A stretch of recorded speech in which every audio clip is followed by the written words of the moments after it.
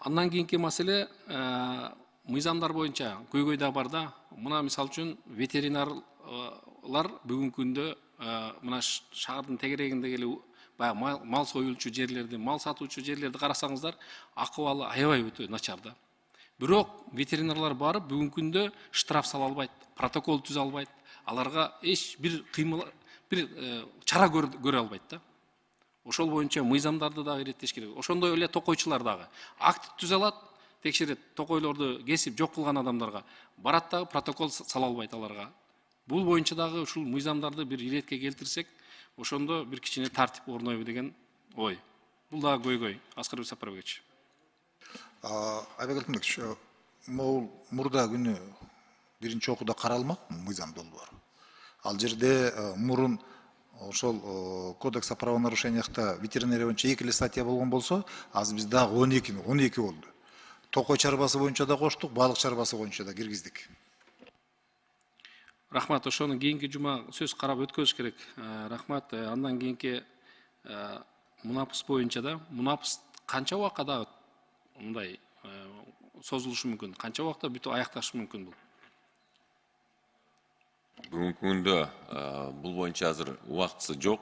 Жаңы өзгөрүү менен бул убактысын алынган. Максат бирок тез арада бул компанияны бүткөрүү.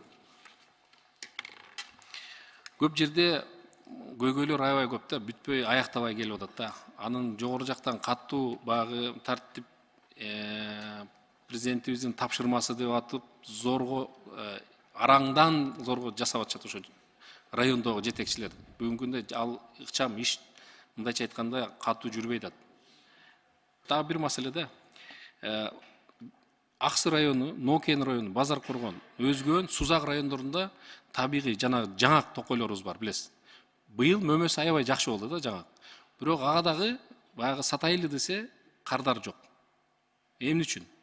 Эмне үчүн дегенде, Кытайдан келген жаңактын баягы товарный вид деп коет, аябай жакшы, салмагы дагы жакшы, өңүтүсү дагы жакшы болгон үчүн Кыргызстанга кирип, ал кыргыз жаңагы болуп, башка чет мамлекеттерге чыккандыктан биздин жаңактар кийинки кезекке калып атат да. Ошону Айыл чарба министрлиги, Токой чарба бул жерде кызматы турат. Ушул кандай деңгээлде Каминдин төрагасы менен сүйлөшөсүздөрбү? Кытайдан келген жаңакты бир 6 айга болсо дагы бир же кошумча баягы төлөмдөрдү киргизиппи, же болбосо бир убактынча токтотуу боюнча да бир кабыл иш чара алып барсаңыздар деген сунушту берем. Буну чечимге дагы кошуп койсок жакшы болот эле. Рахмат. Дагы чечимге Элнур Ракевич каржы маселесин, мына жогоруда кандай көйгөйлөр бар десе, бул каржы маселесине келип такалып атат бардыгы деп айтты. Каржы маселесин кийинки жылга, быйылкы жылдын жыйынтыгынан кийинки жылга мен сунуш кылат элем. Ошо көбүрөөк көлөмдө жетиштүү эң бизге көйгөй болуп аткан суу боюнча бул каражатты бөлүп берүү боюнча. Рахмат. Секретариат жазып отургула сунуштарды. Чечимге кошот.